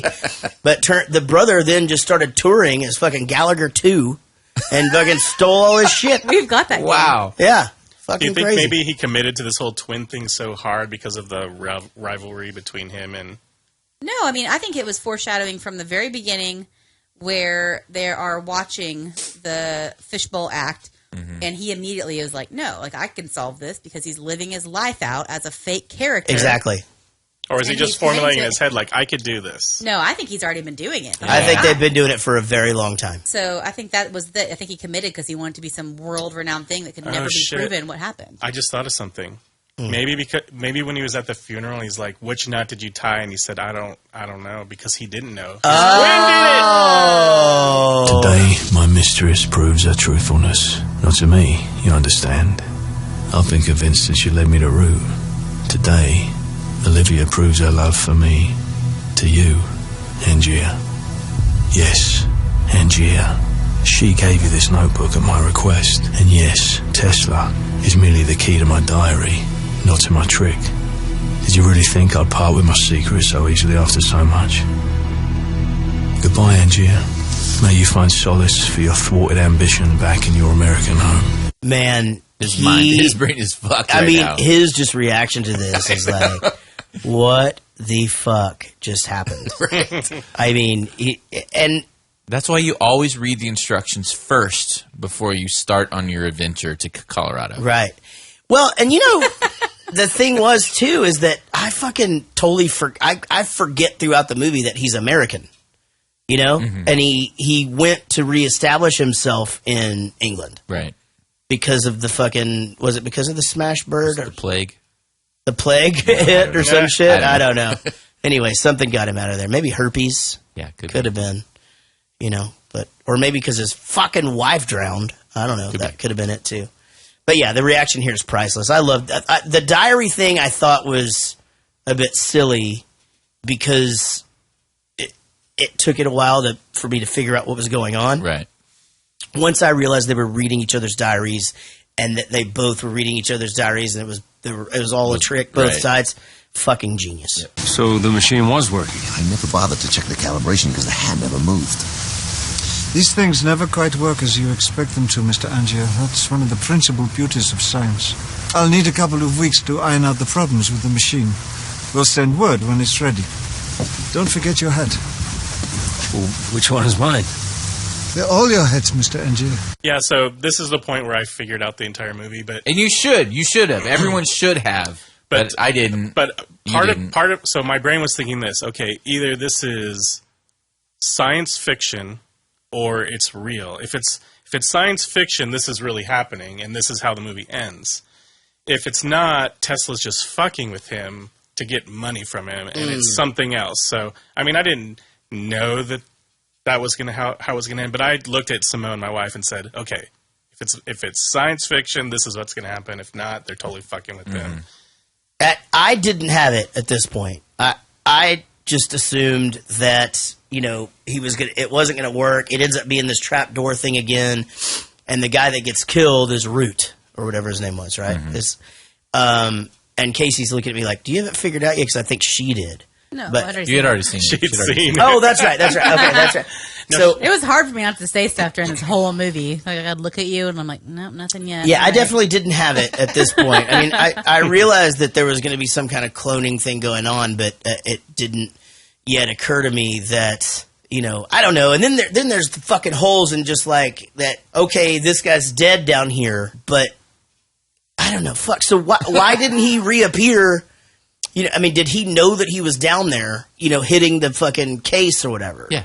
Yeah, he did. Yeah, the whole, remember when he shot at the end when he shoots himself? Yeah. That's the first time. That was the first time, and so he was like, okay, now I've got to have a way to kill these guys. But it wasn't so much. You know what? I think I just had an epiphany. Oh. He wasn't killing himself to just get rid of his own bodies. He had to kill himself because he knew Christian Bale would eventually come down there, and he had to kill himself every single time to frame him for his murder. That makes sense. And plus, he had to do it for the trick.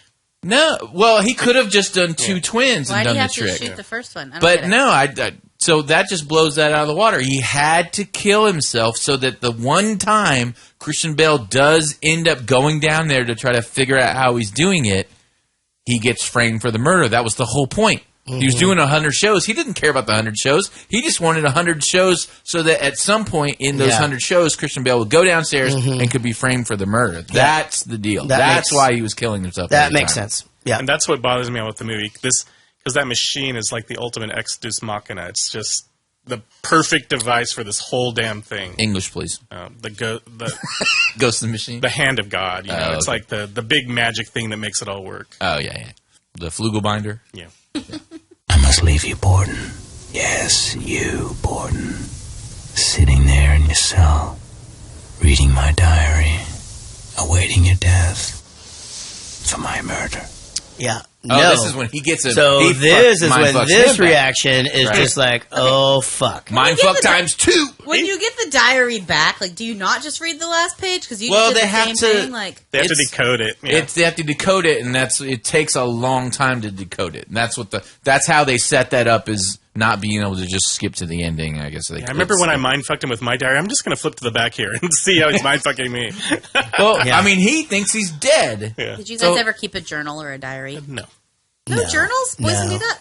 No, I mean, we had to at school, and I just fucking wrote about, like, what I ate for breakfast and shit. No, I used to try to, like, keep a diary, and I had never had anything interesting to fucking put in there ever. That's not true. I actually started doing one on my phone. I had, like, this Memento app, and I write in it, like, a couple days, like, every couple years, and it's interesting to look back and see the few thoughts I had over the last 10 years. Yeah, I definitely used to...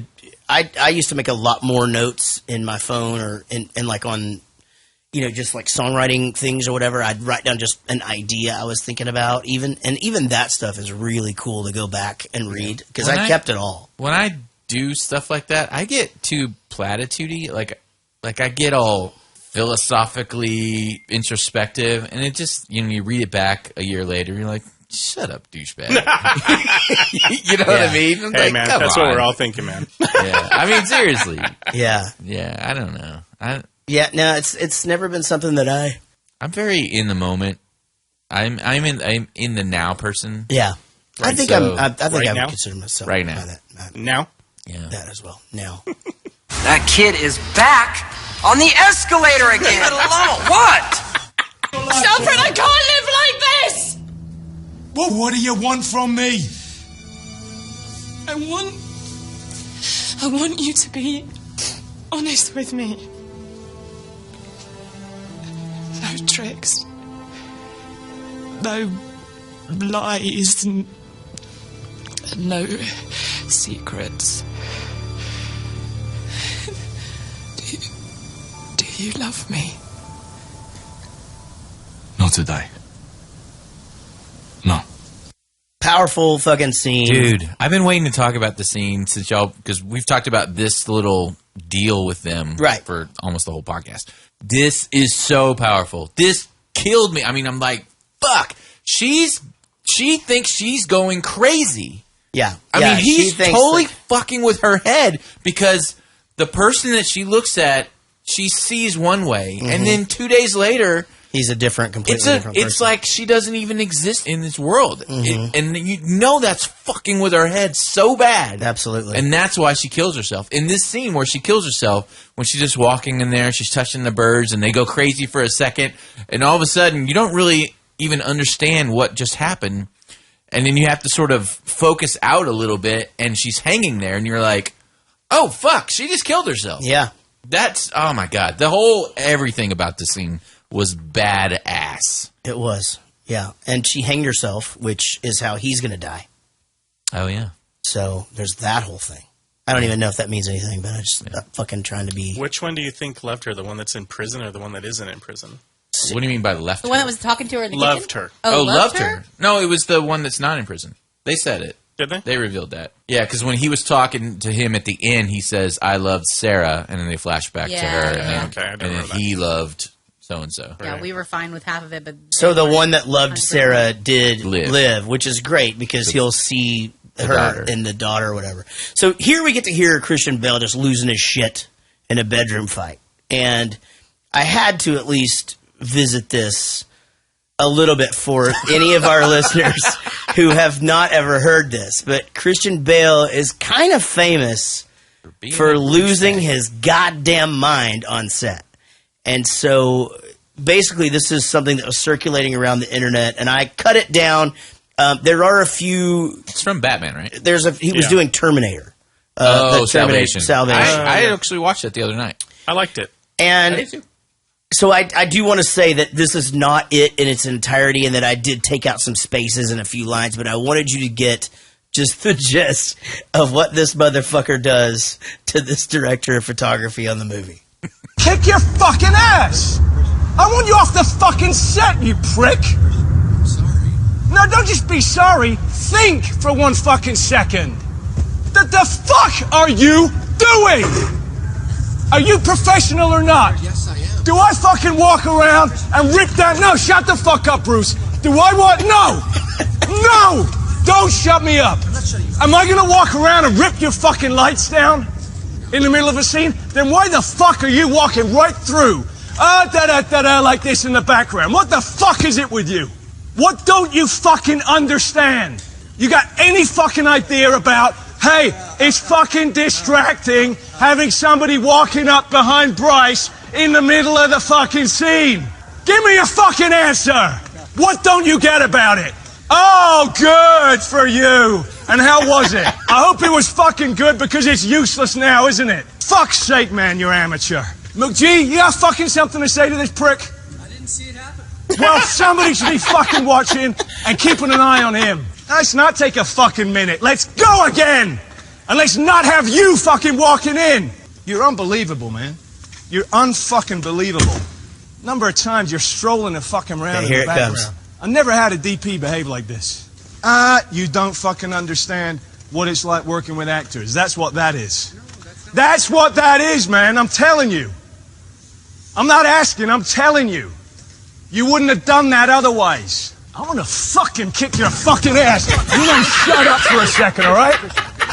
I'm going to go. Do you want me to go fucking trash your lights? Do you want me to fucking trash them? Then why are you trashing my scene? I'm not trying to trash. You are trashing my scene. So if you go and search Christian Bale Goes Ape Shit, they actually have this recording where they do subtitles for all of the other people talking back, because there's the dude he's yelling at, and then there's 2 other people involved in the conversation.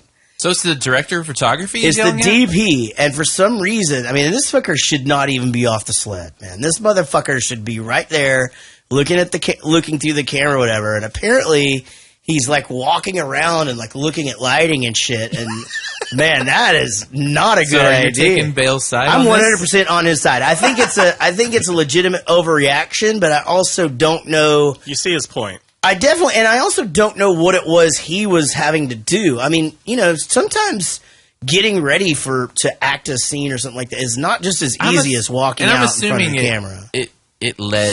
This wasn't the first incident of him being. Well, he had already done it.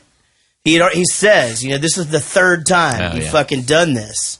And he goes on to say, you know, like, you and I are done professionally, and you know. But I just love that he just fucking, like, he calms down for a minute, and then he just, okay, I'm gonna fucking kick your ass. Starts running. Yeah, I wonder how much of it he was just amped up for the scene he was doing. That's what I'm saying. Is like you have to. There are a lot of scenes in that movie where he's pretty like aggro, and I think he's pretty method. Like I think he gets into the deal, and I mean, what was the movie where he was like the brother of the boxer? Yeah, so I've never seen The Fighter. Holy It's good. Fuck, that is. I mean, there was American Psycho.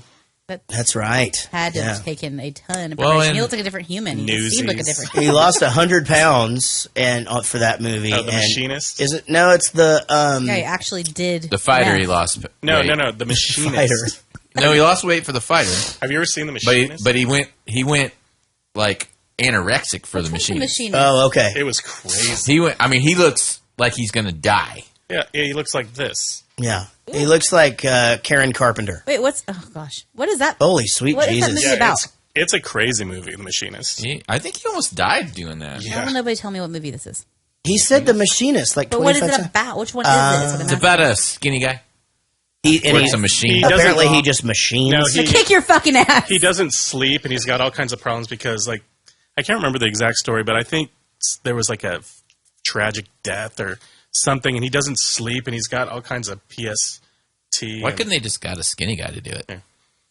Well, because all the skinny guys can't act like that. Did y'all ever see the pictures of when 50 Cent decided to do a movie where he had cancer and he lost all that weight? And he looked like he was dying, and then that movie went fucking nowhere and nobody saw it. And then he never got it back, and he just got chubby. Oh, man. I don't know. He was never was he? He was ripped up. Was he? Oh, yeah. Oh, yeah. He used to be super cut because he didn't wear shirts and stuff back in the day. No, I remember that now. You know, he didn't give a fuck. Roadhouse. I need your help, John. It's my last show. A limited engagement. Your last show. A wise man once told me obsession was a young man's game. I'm almost done. There's one thing left. The real transported man. You want to design a show around it? Yeah, I don't want you backstage. I need you front of house managing. I need you to call in any favors or connections you have left to get us the right booking for the run. What sort of booking you after? The sort that Borden can't ignore. Yeah, got it. The whole thing's a setup for him. So did you think Tesla solved the issue, Will, here at this point? Did you think, maybe he got the Tesla figured it out and got him the right machine so he's not duplicating himself? Yep. Okay, so did it take you off course a little bit? No. I never even thought that he was trying to make a machine that didn't duplicate. I didn't even know that was a thing. Once I saw the blind guys moving the tank and everything, I knew exactly what was happening. Oh, okay. Yeah, the blind guy was something that you kind of had to keep coming back to. Yeah. It was too important for them to bang on it so hard. To me, I just didn't understand how cloning oneself was... That's definitely not what he wanted to do. Right. I just thought they fixed the machine. Right. I just thought, he got the kinks worked out, not cloning. Well, the reason now we're just transporting. Well, the reason he thought it was because the first time they showed it, he had disappeared, and usually nothing disappeared. They were just being transported to other places. But then they showed you later that there was a trapdoor. Right. Right. Exactly. Because then you're going, wait, why does he need a trapdoor? Because I wondered the first time, too, whenever he was showing them that he wanted to have the show in the theater. I was like, oh. Well, you knew about the trapdoor from the very beginning. Well, no, when he shows the trick to the owner of the place, yeah, they don't show the trapdoor yet. So you're going, okay, and I was got like, the kinks worked out. He disappeared this it's time. It's now transporting. He's using this. I mean, you just didn't see the trapdoor because it's a good trick. Yeah. I mean, the whole audience doesn't see now the I trapdoor. know that, Will, but when I'm watching it, I'm going... But they do reveal it to us the first time Christian Bale sees it. Right. Well, he has the eye of magician, so he's like, yeah, I saw that trapdoor. Yeah. Right. Yeah. Right. I'm wondering and then whenever he appeared behind him, he was like, what the fuck? I'm wondering why this technology never really made it big after Tesla went. Yeah. Yeah. This whole... We could have cheeseburgers forever. Yeah, I mean... Jesus Christ. No more world starvation, right? Yeah. I don't need any more fucking cheeseburgers. You could clone energy. I'd clone myself before I go eat a bunch of shit. Then go eat it. Kill that and then guy. kill that guy. And I just stay skinny forever. That is genius. Be the fucking... I could be my own designated driver. I just take myself to get hammered, come back, put myself to bed, shoot myself in the head, wake up the next day. I thought you meant you just wrecked the car. Yeah, what? You just kill yourself in the car wreck. Oh, I guess I could do that, but the sober guy did it. You know, we could just tell you that we're cloning you, and your clone is going to be on the other side of the room eating the cheeseburgers, and we killed him for you. Don't worry about it, and you just keep starving. Well, you know what I started thinking about was with this clone guy. So the clone, when he fucking falls into the... He's killing him. He's essentially committing suicide. Right. Well, he doesn't know which one he is anymore. But the duplicate is him and all his memories, so it's him too. Yeah. Yeah. Well, the one that's falling into the tank, though, because that's the original one. That's the original hat. Right. So the one falling in the tank is the real person. the original person. So you're getting... It's always a clone of a clone of a clone of a clone of a clone of a clone. So the very first person to fall in that tank has to be the clone him. loses fidelity? I don't know. What was that movie? Duplicity or whatever it was? Multiplicity. That was so bad. It was horrible. Jesus Christ. Although it made me want to do that. Oh, maybe that's how Root got created. Hey!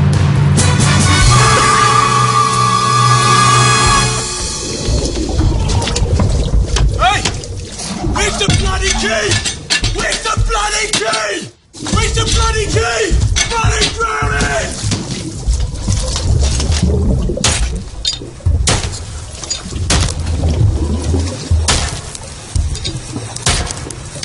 Hold on! Ah! What have you done? Oh, good for you! So, yeah, I mean, God, it just drives me. So let me ask you guys this. Did you find yourselves rooting for one or the other throughout the movie? Like, whose Christian side Bale were you? the whole time. Yeah. Oh, I was Hugh Jackman the whole time. Really? Yeah. I was on Christian Bale's side the whole time. Yeah. Me too. And this whole scene proves that Dayton is the biggest asshole in the world. Because Christian Bale is trying to save him. Yeah. He is trying to save him. Like, he's freaked out. Yeah, and he got his ass hung. Yeah, he did. Well, Dayton's like, I'm going to fucking get you killed. Killed his wife because he wanted... sort of. And his wife fucking not gave... really. She gave the nod. She did give the nod. Fucking nod. Yeah. Because she said, I can flip it. And everyone said, no, you're going to kill her, and then no, kill her. two people said it. It was 2 against 2. They had the right to make the decision. This guy fucking framed him for murder and stole his child. He tried to save him from drowning. I identified with and shot his fucking fingers off. Yes. Yeah, he did. He was hurting. His wife died. Like that. I think they weren't on a break. They were on a break. I mean, once his wife killed herself, it's like, hey, guess what? We're even now. Let's stop fucking doing That's what I would say. Dead. Yeah, that's what I'd be like, dude. Let's fucking call a truce here. Yeah, seriously. Fucking Scarlett Johansson doesn't want anything to do with any of y'all. Either of Your us. wife just hung herself. Yeah, she's dead. We've both lost a lot. Let's You fucking don't have stop any this. fucking fingers left. Yeah, Wolverine's an asshole in this movie. What a fucking dickhead. What a dick. That's probably why I identified with him. Yeah. Although he would have just regrew his That fingers. makes a lot of sense. You always were the better magician. We both know that. But whatever your secret was, you have to agree. Mine is better. Don't do this. Don't do this, Angie. No. Jess. I'm going to take you home soon. I promise. For God's sake. I promise. Look. I promise. I love you, Jess. I love you. Come on. I love you. I love you, Jess. Angia! Well, you think this place can hold me?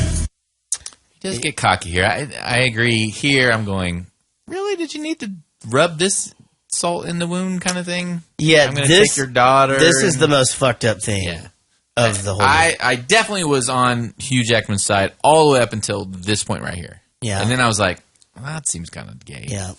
Agreed. Happy, in a way. What? I don't know. I said gay, and I was trying to recover by saying it was happy. Yeah, I don't know. Everyone listening knows you didn't recover. Yeah, I feel like that one pops out with the non-PC meaning quite a bit on this show. Yeah, true. So it's just kind of one of those things. Was anybody able to tie this movie to me? Yeah. Okay, here we go. Time to check the ties between the film and Jared. We're gonna name check until we find it. Only 6 degrees of Kevin Bacon, more like nth degrees of Jared Nation. So pull a bunch of names right from Uranus. They'll all connect to Jared, cause he's famous. All right, with the nth degree of Jaredum, here is Kiddy Corner Wil. All right, so in the movie Prestige, Hugh Jackman starred also in the movie Me and Earl and the Dying Girl, which is on my DVR, but I'm not allowed to watch it until my daughter fucking reads the book. Okay. But it's on our DVR for the last year, so read the book, Anna. Damn it, Anna. It's a really good movie. You should read the book. And Me and Earl and the Dying Girl also starred Nick Offerman from Parks and Recreation, who was in the movie Cursed with Jaret Reddick. Roadhouse. Very So good. how many? 2. Yeah, I can get there in 3. Okay. So I win. Go ahead. So Julie Strain was in the movie with me, where my music was in. And she was in Heavy Metal 2000 with Michael Ironside, who was in Terminator Salvation with Christian Bale. Very good. Very good. I think that's 3 for both of us. No, yours was 2. Yeah. Mine was 3. Mine's always going to be 1 more than yours. Yeah, or more. Yeah, I mean, like 1 or more. No, just 1 more. Yeah. It'll be fine. It'll be fine. Well, it does fucking count. It does. That shit counts. All right. Let's win. You or Fallon. The whole time. No. We were both Fallon. And we were both Borden.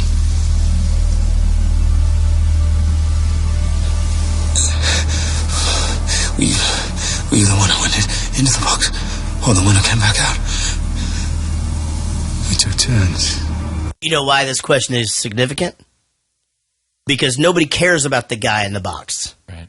So What's in the box? what he's saying He can never to figure out him, how to be the guy that comes out of he the could box. never figure out how to be the guy that comes out. He could have, but he was so busy trying to frame Christian Bale. He only needed the one clone. He just needed one clone, except that he needed to frame Christian Bale, so he had to do it every single But night. honestly, think about it. He's never the guy that doesn't go into the box, because if he Also, goes he into the couldn't- box, he drowns, and then he's up there. So, like, he doesn't get but both. he is both. He couldn't figure it out. Every person alive is the guy that hears the crowd cheering. Yeah, but the point is Christian Bale, his character, he got to do both. He got to experience. The only person that didn't, you know what? This is a mindfuck. The only person that has never experienced the crowd is the original Hugh Jackman.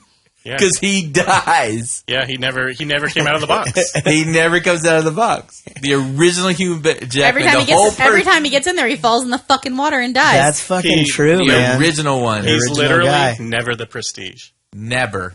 That's what I'm trying to say is the is original Hugh Jackman was never. Never, but that Christian Bale was. Yeah. Because he was a total dick. He could have figured that out like a long time ago. Yeah, so if Wolverine had figured out, why didn't he just make a couple clones of himself, and he could have had a badass trick? Oh my God, he could have been everywhere. my God. Right? Yeah. If he had 3 or 4 of himself, and they all were in on it, and they're all him. The thing is, it's not like they were like Could have been like inferior Agent clones. Smith. They would have. I mean, They're exact right whenever the other clone came out, he was like, "Whoa, whoa, whoa!" Like whenever he was about to shoot he him. knew exactly. No, yeah. he thought he was him because he is. So like, Yeah, because he was even saying, "I'm the real." So how are you going to convince a bunch That's of clones that right. they're fucking clones and they need to listen to you? Right. Yeah. I still would do it though. Yeah, totally. I mean, I think they'd all just try to like. I would totally clone They'd myself. probably work together to figure it out and just. Would you have all sex with fuck yourself? No. Scarlett Johansson.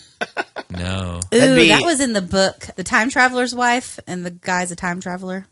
Anyway, he has a wife, but Did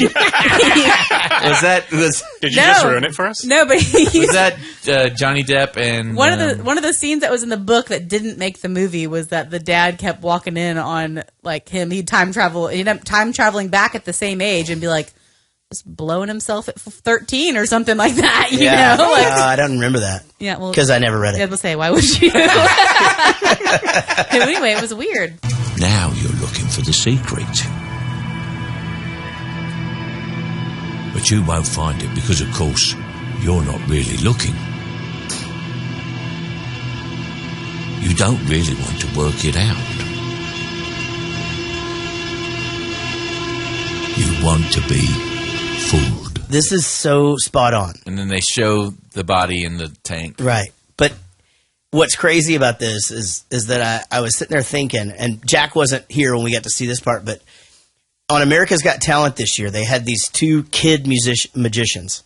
And they were fucking great. They did the cutest little tricks or whatever. But like the second time they were on there, they did this really elaborate one. And I think both of us figured it out instantly. We knew exactly what the deal was. They essentially did this trick. It was a little boy and his little sister. And what they did was he made himself disappear and reappear, but he was wearing a mask. And so essentially it was her. Oh.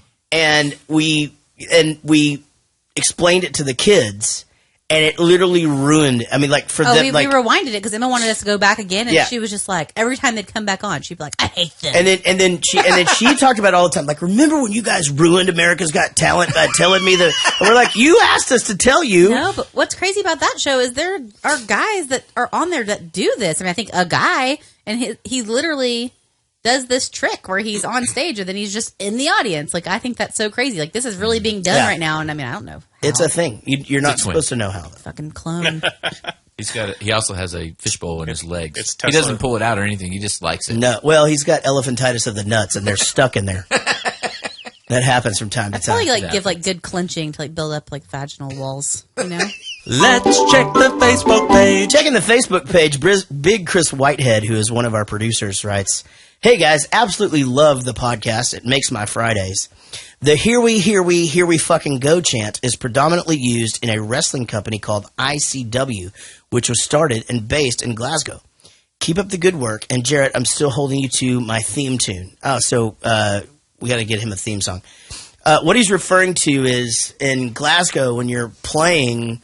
So in England, all of the United Kingdom, they fucking love chanting. Like everywhere you go, Everyone like loves chanting, they Jaret. fucking chant too. all the time. I like enchanting. Like, I think it's in Liverpool. They like, get your tits out, get your tits out, get your tits out for the lads. And then people do? And they do. But in Glasgow, they have the coolest one because it's just like, here we fucking go. And so I made up, there we fucking went. And so I get him to do both. And it is very popular with the fans. They really like it. So that's what he's referring to there. And I didn't actually know where that came from, so I'm happy to know that now. It came from the last podcast? No, I mean the ICW thing. Kidding. Yeah. Well, I'm going to say all in all, this was an interesting one for me because, again, it's not really something where I had input. I surprised myself actually having something to say about all of it, but this is definitely not one of those ones where, like, chronologically, I have something to say about every scene, and there's obviously no product placement. I definitely wanted this one in there because I knew that you would enjoy it. Yeah. I knew it wasn't a movie that you'd go see or see on your own. And I like that aspect of the things that we do. I think I gotta sprinkle those in every once I think the conversation was great. I don't feel like we wanted for anything to talk. No, I think it was a great movie. Like I said, I really do like Christian Bale as an actor. I think he's fucking phenomenal. And I like magic. I always was real interested in magic, books and card tricks and shit when I was a kid. So, I really dug it. And again, this one of the coolest things about this podcast is that it's my job to watch these. Once a week, I've got to watch something, whether it's something I picked or not. But next week we've got Die Hard. Fucking Die Hard. It's the greatest Christmas movie of all time, according to some of our fans. And that's pretty much about it, man. I'm happy to be back. I think now we can get on a little bit more of a regular schedule. Mm-hmm. It's been a little bit insane for us to keep everything going over the course of just my 2 tours that I had, and then the holiday week and sick kids. Actually, I had a sick wife twice, and a sick kid, and it's just been one thing after another. But Rich, thank you so much for all you do. I'm forever indebted to you, and I freaking love you more than a friend as well. And please take on some of this fucking food. Will, it is a pleasure to have you, as always. And I'm glad that we could curb your drinking tonight. Yes, likewise. And Casey, I love you. I'm going to see you in just a minute downstairs. All right. Guys, if you don't mind, would you guys go follow me on Twitter? It's JARET2113 and hashtag Jaret Nation. Hashtag Jaret Nation. And I will follow you back for the next couple of weeks. That's what I'm doing. Can't say that I'm going to do that forever because it's a full-time job. It's a full-time fucking job to follow people back. It fucking takes me a while to do that. But I've got some surprises in store for the new year, and I'm super excited about it. Please keep supporting this podcast. And Bowling for Soup's new album is out. Go check it out. Our new acoustic CD and DVD will be out in just a couple of weeks. And, you can follow me on anything with Rich Coleman TX now. Yeah. And he fucking responds. He's like amazing. And I do my best, but you're amazing at doing that. And on our Facebook, by the way, Facebook is really becoming a great place for us to be in contact with you guys. So go check out our Facebook as well. But from my phone, I can't do the thing where I'm me on there. So I'm always Jaret Goes to the Movies. Yeah, I always wondered why that was. And then when I tried to do it on my phone once, I was like, oh, that's why he does it. So I never answer on my phone so that people won't think I'm you. Right. So if it's ever Jaret Goes to the Movies, it's you. Well, and if you can't, just what I do is I just put JR on there or whatever. Yeah. But, that's nice of you not to make people think that you're him. It's not like that's happened to me in my past before, Rich. Oh, really? No way was that directed as you. Guys, thank you so much for listening. I love doing this podcast. I'm excited to be in our second year. And like you more than a friend. We'll see you down the road.